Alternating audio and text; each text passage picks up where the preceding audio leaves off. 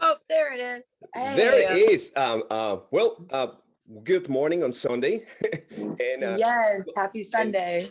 happy Sunday, and thank you for being with us here in KAOS Boxing and Fitness. We are live on YouTube, and later we go to post this on social media. How are you, Britain? I'm doing great. You said it. I was just over on the west side in California, and so just landed back in Miami this morning. So just that, that life of being a fighter and being able to roll with the punches and being able to adapt. So had a really good time in California, but happy to be back and go back into training camp.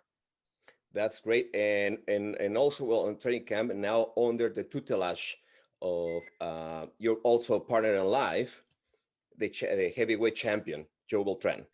Yep, exactly. Yeah. So that's actually part of the reason why we went up to California to celebrate his niece's 15th birthday. But we had to do it so quick. So it was a sacrifice we had to make for family, because family is super important, kind of why he stands for La Familia. And then coming back, as also being a champion and taking fighting super serious and being definitely something not taken lightly. We just go out there really quick and come right back and go right back into training. So it's awesome to see that dedication and that sacrifice to the sport and following a passion, and it definitely creates a power exchange for sure. Yeah, right. For all our friends in Mexico, mis amigos allá en México que nos están viendo en este momento que estamos en vivo aquí en KAOS Boxing and Fitness, una disculpa que voy a hacer esta entrevista en inglés. I know maybe Britain speaks some Spanish because she's a good friend of David El Necio. We have a great conversation with him too, but we are going to do this. Estamos haciendo esta entrevista en inglés. So, to all our friends and right now on YouTube, Britain, her last fight was on Bareknuckle Mania versus Paige Van Zandt, and was absolutely a huge event. But also, Britain is not just of course, all the trendy, all what happened that night open more eyes, more view. People start to recognize her, but she has a long career in boxing. So she have 3 boxing matches a long time ago before previous her first appearance in Bareknuckle fights versus Beck Rowling, correct? Correct. I think I had 3 wins at that time. I think I was, when I fought Beck Rawlings, I want to say that I was like 3-3-2. So I had 3 wins, 3 losses, and 2 draws at that time. But it could have been 3-2-1 as well. I can't remember. Yeah, exactly. And I remember I watched that Bareknuckle fight number 2, BKFC number 2 versus Beck Rowling, and it was very controversial, the decision. Yeah. Yeah, it was a split decision. I think it depends who you are, but even for me, sometimes I watch it and I'm like, man, I won hands down. And then there's other times I watched it and I'm like, well, I can kind of see why they gave it to her.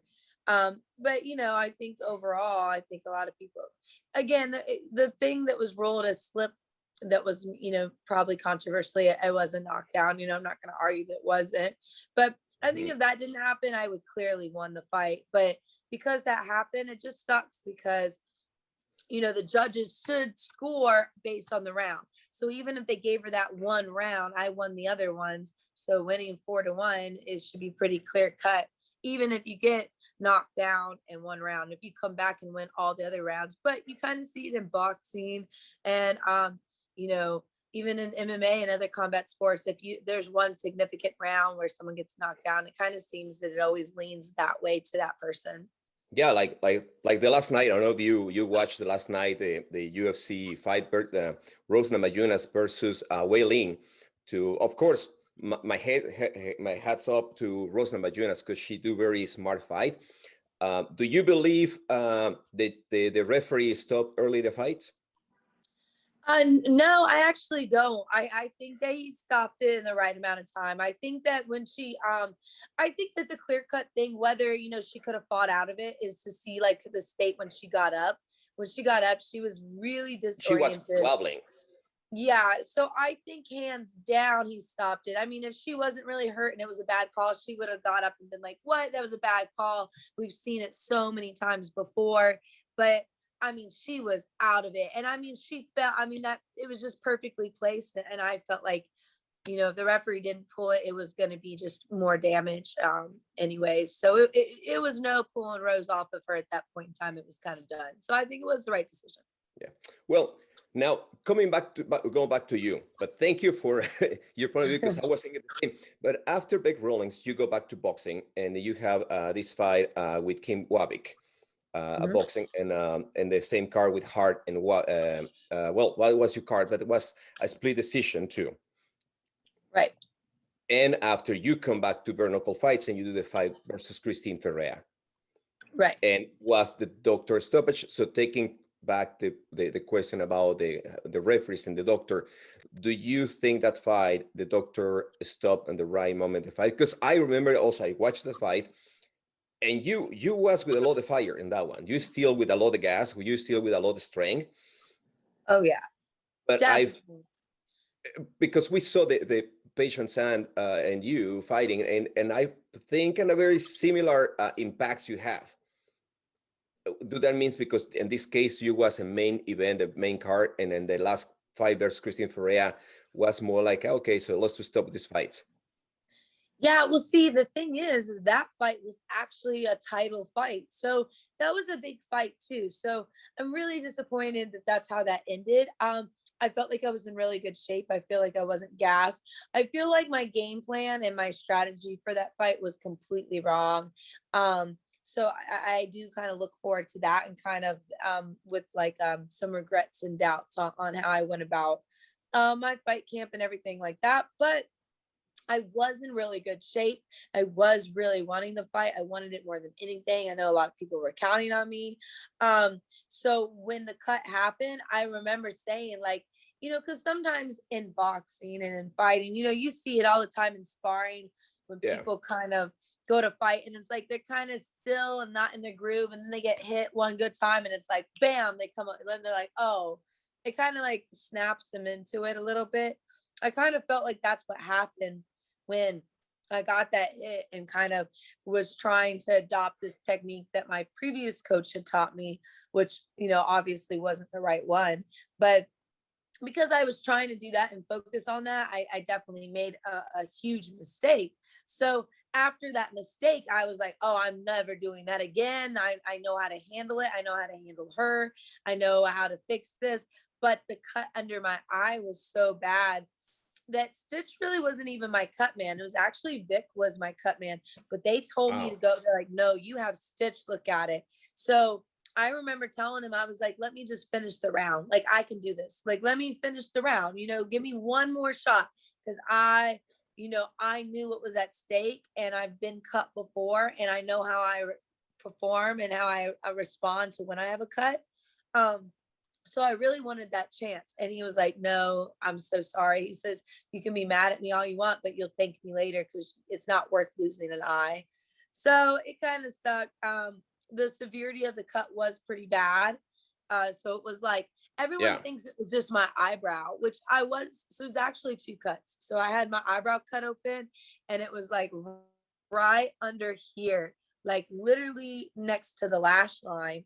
And I actually had like the fatty tissue coming out of that part of the eye. Wow. So it was kind of like really, really gnarly and gross looking. It was like yellow. So, anyways, it could have been if I got hit one more time, my eye. I mean, I Yeah. could have lost my eye. Do I think I would have? No, I don't. I think I would have gone in there and turned the heat up and not got hit.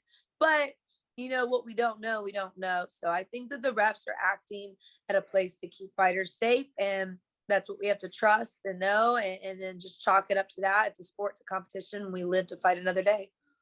Right. Yeah. And after that, so of course you're coming.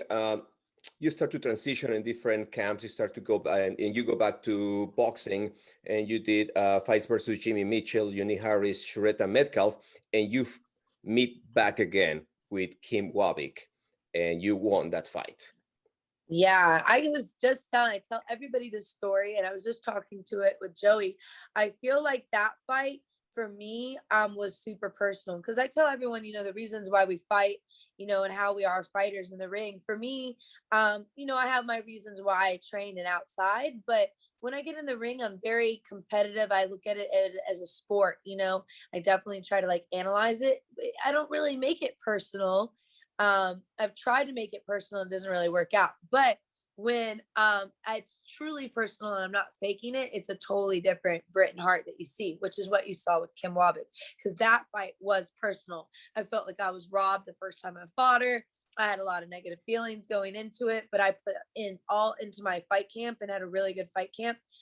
I fought her. It was like 2 weight classes above me. So I actually fought at 130 and I got on the scale at 124 and it was a first round knockout. And it was just kind of, I think, proof to me like when I go in there and I really, like I said, if you're going to make it personal and it's something that, I'm a really dangerous person when it comes in the ring.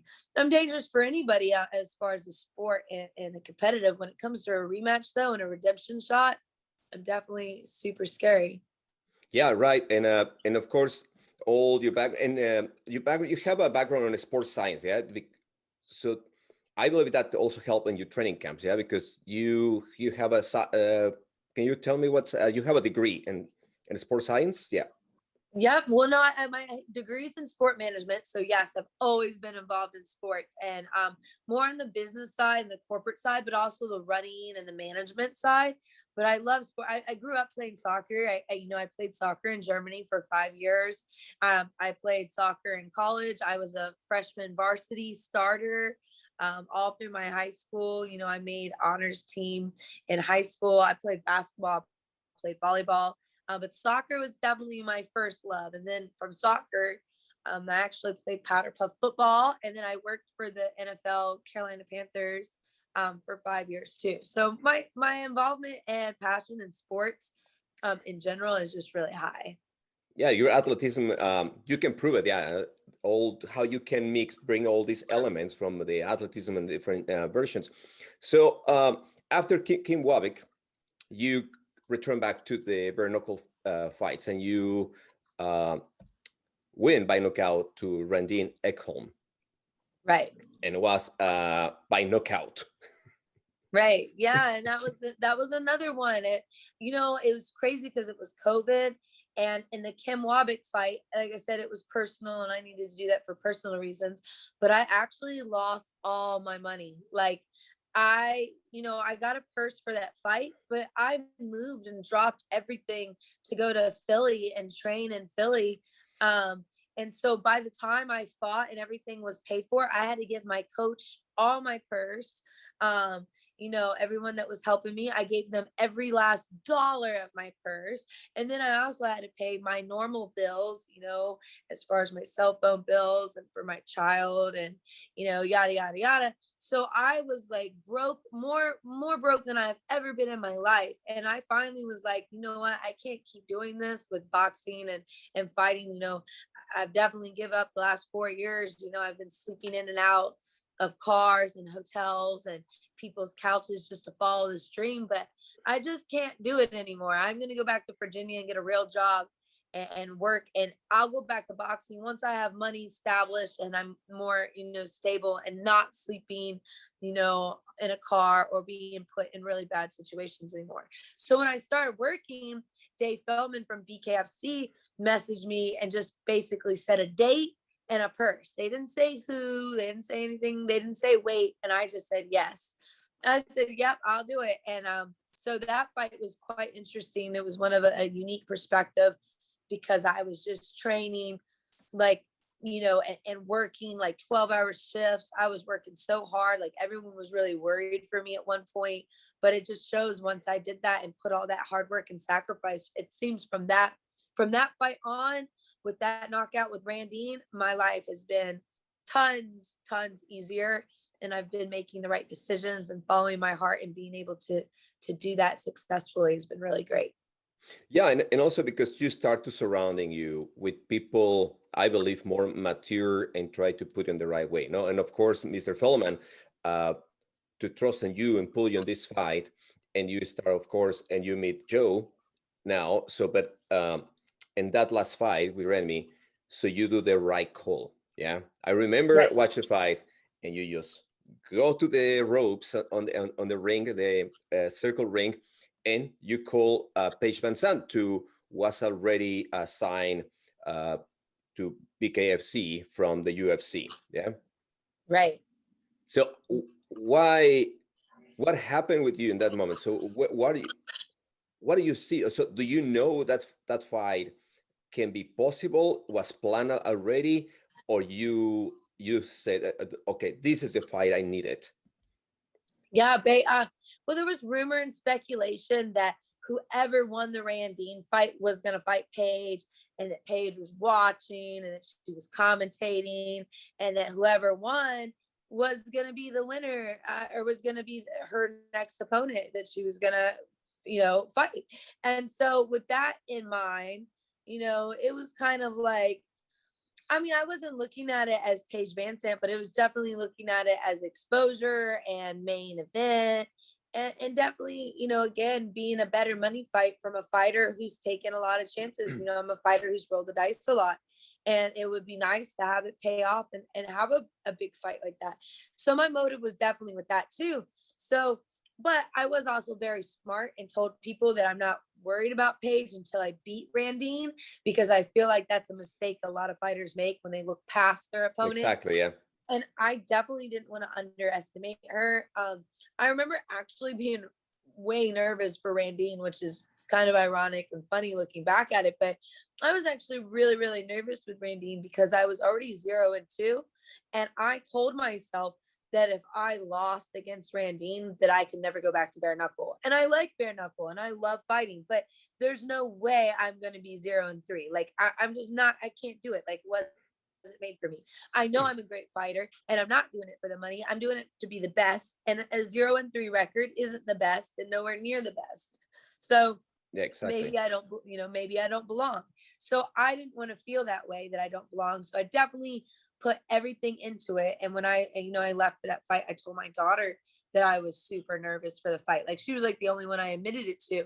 And she was just like, Mom, you got this. It's easy. Just hit her in the belly. And I was like, well, okay. And so I left, and it's kind of funny and ironic how that's kind of that shot really is what brought her down. And so anyways, but yeah, so I fought, and as soon as I went over there, I was super happy. I mean, I was ecstatic. I thought it was a great fight. I think I fought it exceptionally well. I think I stuck to the game plan. Could I have knocked her out in the first round? Absolutely. But my point was to show people that I am a boxer and that I do have technical skills and that I can pick and choose. And so many people, have criticized me in the past for running in and being overly aggressive and going in wild. But I felt like I showed my composure, truly composure, and kind of really slowly broke her down for the 4 rounds. It gave me more ring experience. And I mean, I just really, I thought the whole fight, I love the whole fight. I really do. So then after that, they're like, I mean, all these good feelings. I was pretty much, I didn't have any cuts. I wasn't, banged up. And then they're like, yeah, Paige is over there. Do you want to say anything next to her? And basically, they had already told me that the winner of that fight is going to get her next. So, I went over there and I kept it sweet and short and simple and said, you're fucking next. And Yeah. when I'm serious, I tell people, I try not to cuss. I know a lot of people like role models and kids, but when it's in the heat of the passion and it's real and it's true, I mean, that's just who I am by nature, and the passion comes out. And so that's what came out of my mouth, and I meant it. And damn sure if I didn't get it and fight for that fight to make sure that she was fucking next. Yeah, that's right. And of course, as you said, the pace on bare knuckle fight and boxing is different, and the fact that you start to take those skills from boxing to just go and start to chop, chop, chop, chop, chop, and knock us out on the first round, and you start to analyze your rival. Yeah, you start to see where is his strengths. What the difference between bare knuckle fights and the boxing, you start the fight corner to corner, yeah, and you go and meet in the center. But in Right. bare knuckle fights, you start in the center, and sometimes you need to start fast and step back to keep the distance and start to use your boxing skills. Because sometimes I saw some brawlers to just take going and they know perfect. That's that is the area, the short stand, and keep it close to the rival and start just to chop on the bottom. But in your case, you have this range to you really use from boxing. Keep your hands up, maintain the distance. Your footwork to is also very important to you. You really use the circle of the ring to, I believe, for your skills in boxing, the kind of ring can adapt to you because you start to move around and start to chop, chop, chop. And of course, that was the same skills to we saw during the Page Van Sant fight. Because uh, we no offend, but and some people don't build, because I think not much people follow your career and they don't know who you are and all your background and all the fights you have behind you.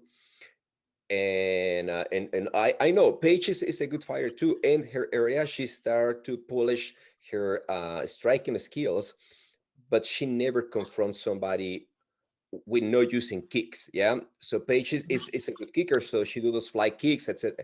She did grappling, but standing in front to a boxer is complete different story. Yeah. Because I saw the fight and I believe she started to frustrate herself in the second round when she started to find that she cannot connect as she Mhm. was supposed to do. Of course, people was giving a lot of the attention in the media and the credit, and they say, "Oh yeah, patients have done this fight," and don't give you the right respect to you. And as I said again, I'm not on respecting Page, but I think people need to give you the respect you deserve, as you say during the weigh-in and after the fight. Yeah. So now you told on the press conference and the post conference, yeah, like, I prove who am I. I prove I'm a fighter. I belong here. I'm the queen.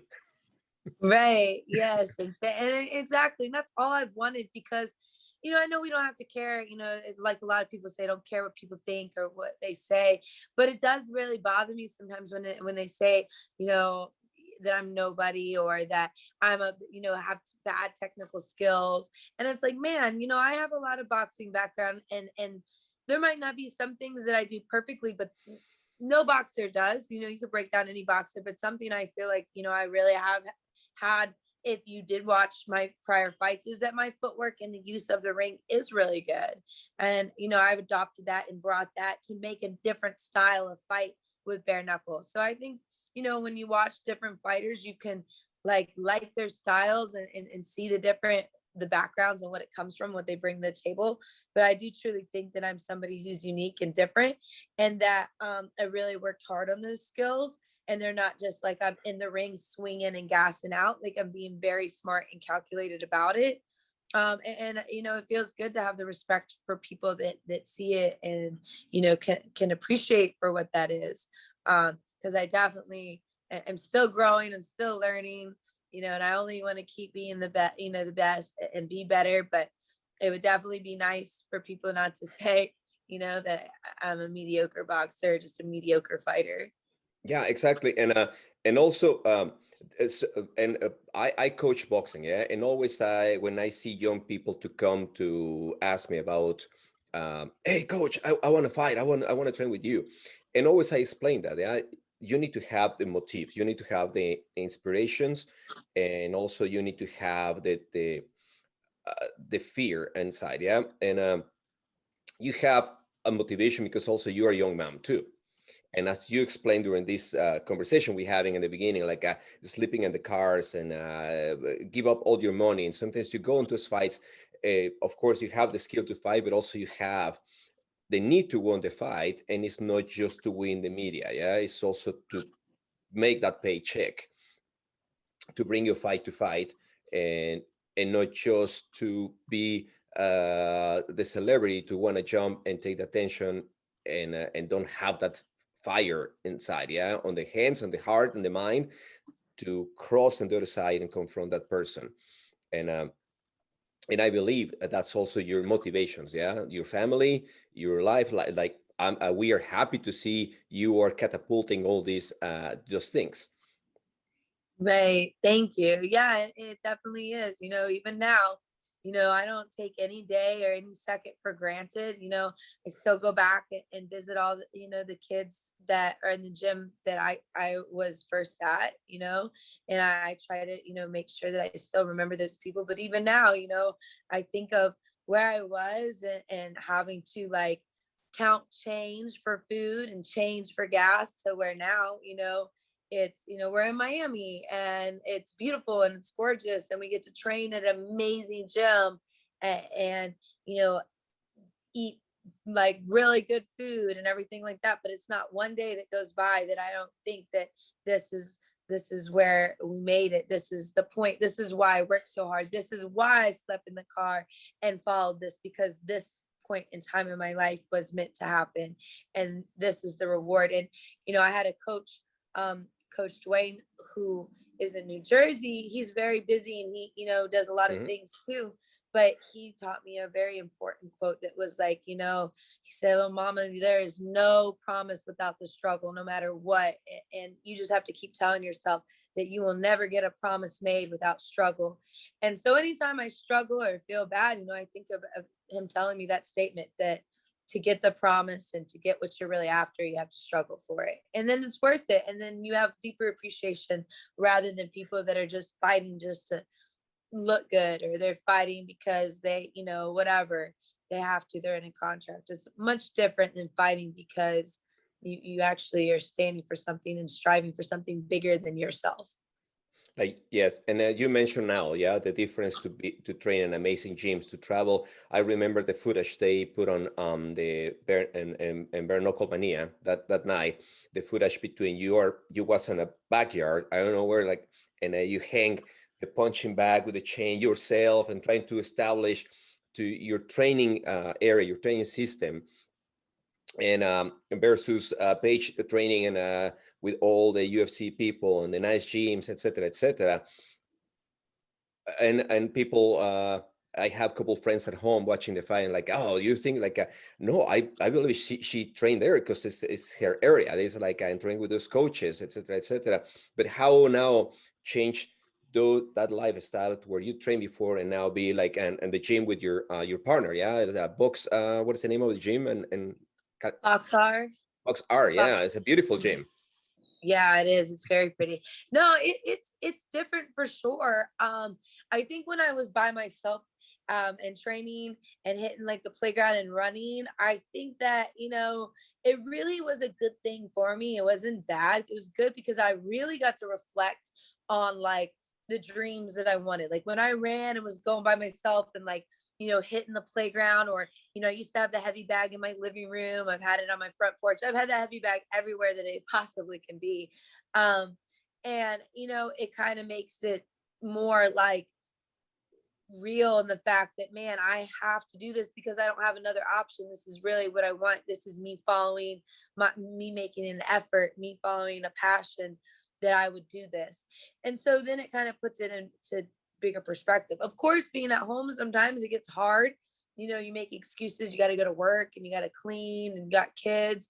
And so sometimes it's very hard to work at home, and to work at home, you need a gym to go to. So the gym I had then was an hour and a half drive. So I would drive to that gym an hour and a half, just because I needed to keep motivated. I needed to be outside of the house. Obviously, I need someone to make sure I'm doing it correct. What a coach does, my hand is dropping, I'm standing square. I need to turn up the pace, someone to push you and motivate you. So I would go to that gym and drive an hour and a half, but it was such a far drive. It ate up a lot of energy and, again, a lot of money that I didn't realize over the time, with the gas money and, almost 3 hours driving and then 4 hours in the gym is a 7 hour day that you're losing just to go to a boxing gym.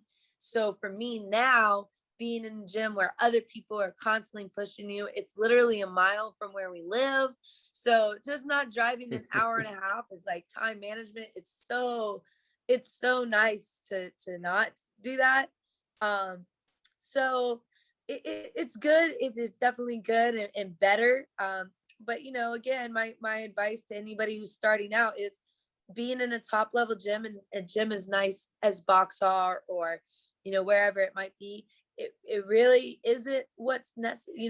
It's great and it's awesome to work for, but I feel like you will never belong in a gym like that if you can't make it on your own, and either your home gym or one of those gyms that are corners stuck in someone's house on the middle of the street. Like those are the gyms. If you can make it there, you're a true fighter. So I really do believe that. So I think that made me a true fighter. So I'm glad that I had those steps and the stages. And I would definitely encourage it. If you can work out at home and put a heavy bag on a playground, you really want to fight. Yeah, exactly. You need to be dedicated. You need to love, first of all, you need to love the sport. You need to love the combat sport, wherever you want to practice, MMA, boxing, Muay Thai, kickboxing, wherever you do, you need to have the passion and love. And one of these best example is David. Yeah, David, the stubborn. He do his first fight, and he was always training in his house, punching. I talk with him.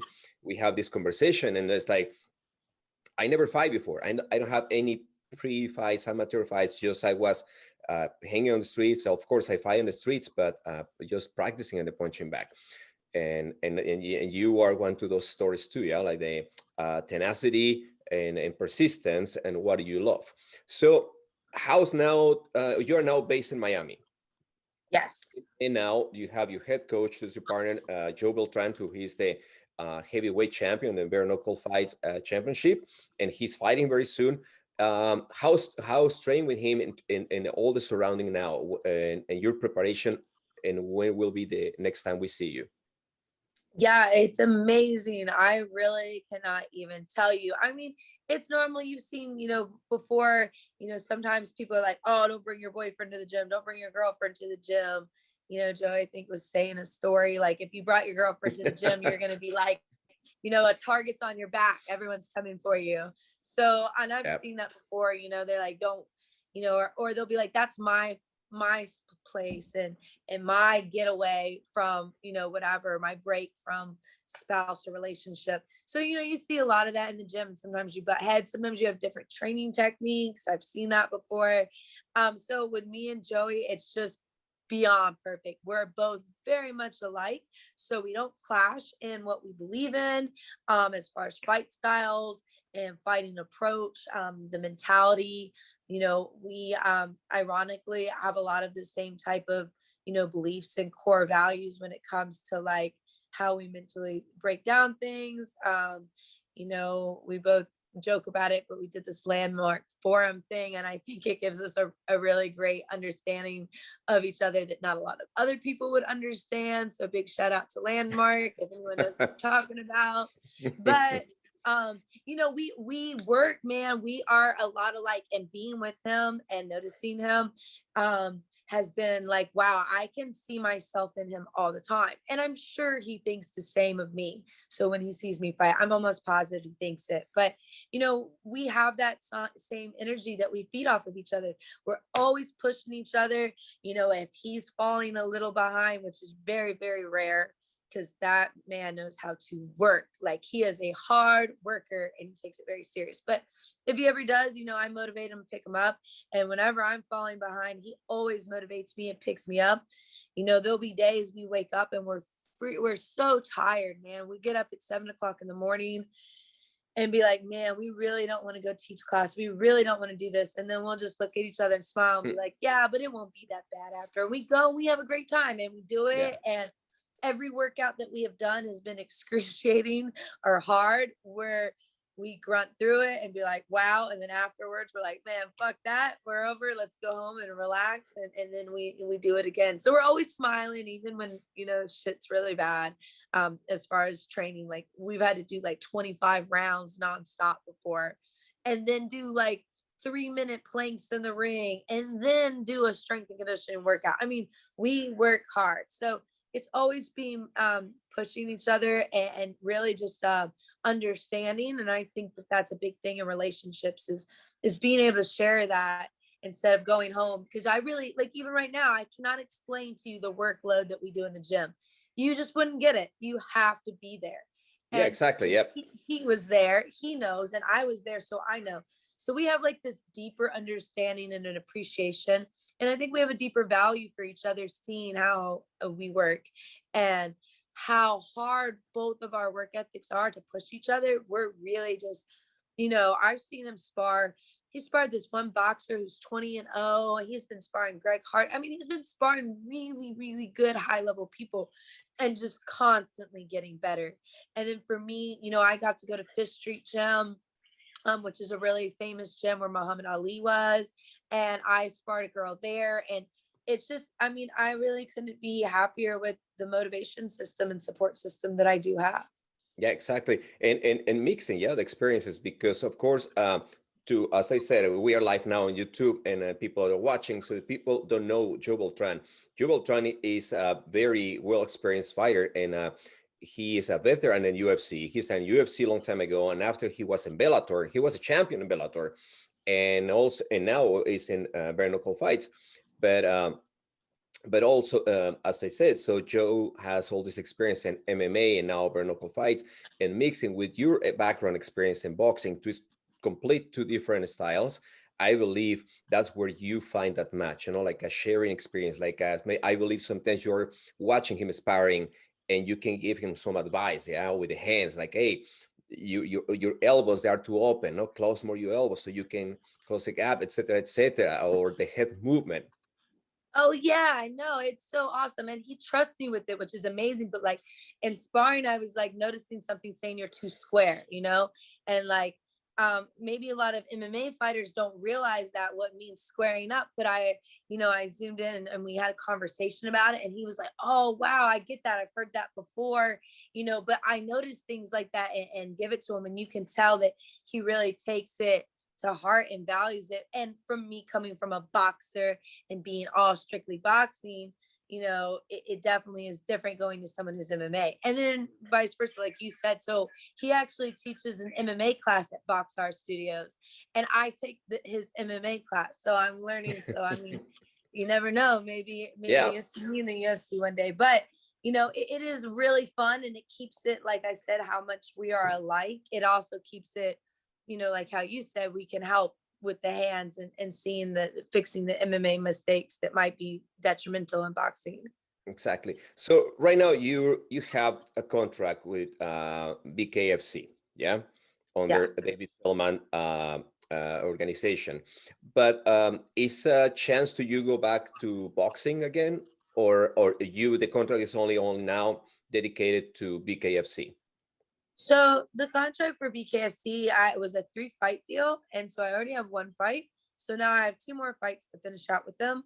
I'm gonna give it my best and work my hardest at it, and again, not making the same mistake and putting expiration or timeline or futuristic ideals. I'm gonna finish the 2-fight contract. When the 2 fights are over, I'm gonna be the champion, have a title, and whether I stay in BKFC and keep dominating that and see that I still belong there and going to be supported there, or Mhm. boxing. I know that I've talked to Lou DiBella, I've talked to some other people in boxing. I feel like going back to boxing, I feel like I have a level of like almost invincibility that it's like gloves are nice, like Yeah, this is great. So I exactly. might really love that. And then I also might be crazy and be like, well, I really want to try MMA and I think that I would be really good at it. And maybe I can go back to simultaneously doing all 3 of them. You never know. But I'm definitely going to get past the 2 fights and see how those go before I make any prediction on what I'm going to do next. But I do love boxing. It was my first love.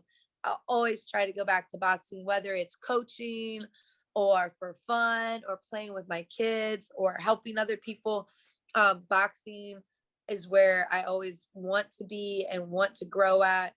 And bare knuckle is great too. Maybe I could, be a bare knuckle coach as well. So, but again, my passion is working with, with kids. I don't know how many parents want to sign their kids up Yeah. for bare knuckle classes, but we'll see how that You goes. never know. You never know. Bare knuckle fights are growing up. Is a new sport on the eye of the media, like let's say about streaming on TV. But of course, bare knuckle fights exist before to boxing. Yeah, it's pancrase. It's how we start boxing as bare knuckle fights. This was they was called pancrase at that time. And now, of course, it's boxing, and after MMA take control. Now, I believe bare knuckle fight is growing. Is one sport who is growing up very, very fast too. It's taking a lot of the faces to people know from the combat sports, and but also boxing is. I'm very happy to see more females. Of course, it's Ronda Rousey and Gina Carano and Chris Cyborg on MMA to bring the attention on the MMA, but also in the boxing scene is Chantel Cameron, Melissa Hernandez, Kathy Taylor. Yeah, is those amazing boxers too. To I believe you belong in that lineage. Yeah, like start to the female fighters. And of course now Paige Van Zandt and Rose Namajunas last night to she do amazing job. I was on my wife. She's like, "Are you crying?" No, no, just it's emotional. I see, like Oh, it's amazing to see and see you as well. Yeah, all these females, young females, taking the dreams for a fact. Yeah, they making their goals and conquer all these non-limit areas. And of course we wish to see you fight, but I know you're a mom. I have a daughter too, and she come to the gym, and she's 5 years old, and she love combat sports. She love boxing, and sometimes she don't know the names, but she's like, who you think is winning? The one in black. Okay. let's, um, let's put the money over there.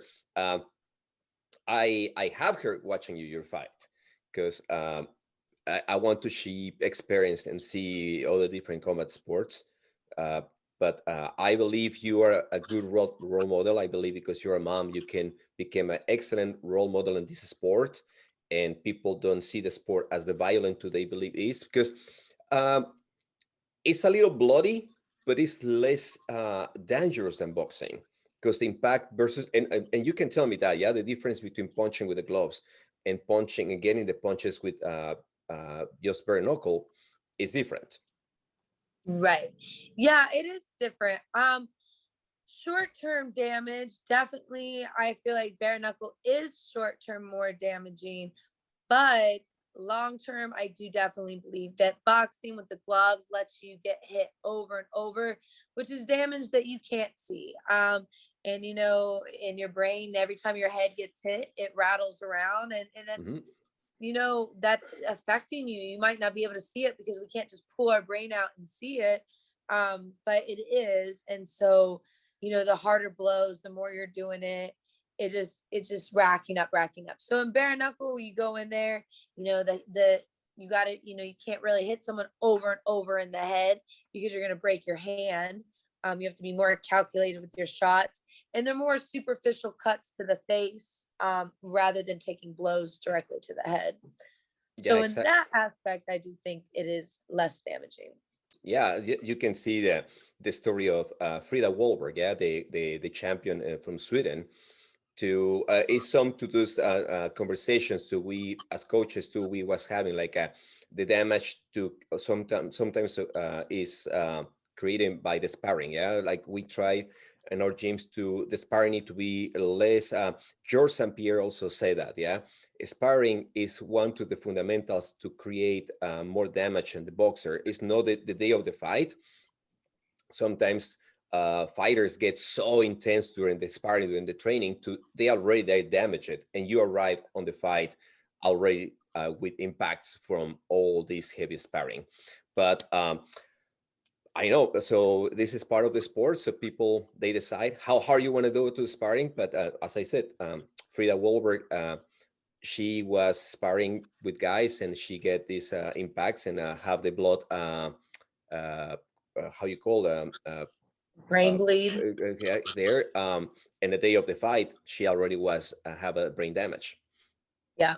Yeah, but Yeah, and some gyms, and it depends, every gym is different, but I have been in gyms where you could only spar on Tuesday and Thursday.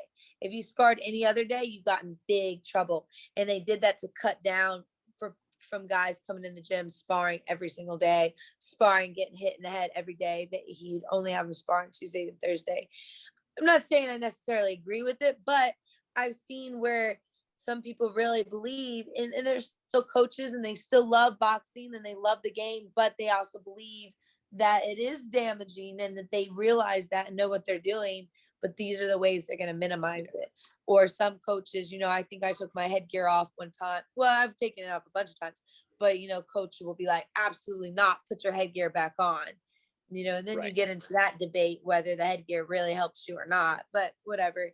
But it is definitely something, you know. Then again, I remember when I fought in Vegas after the fight, I had some guy tell me, he said the two most important things you can do to win boxing is run and spar.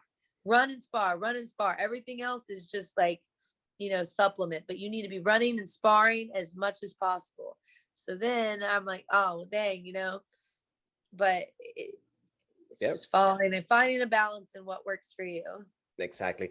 I know it's Sunday and it's family Sunday. I know you have things to do, and I appreciated you give us your time. And so just have one more question.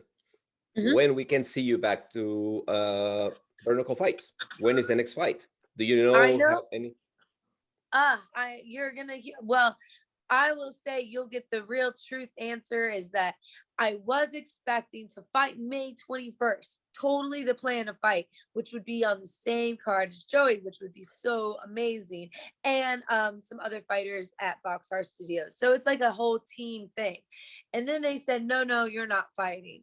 And then they said, oh, you're for sure fighting.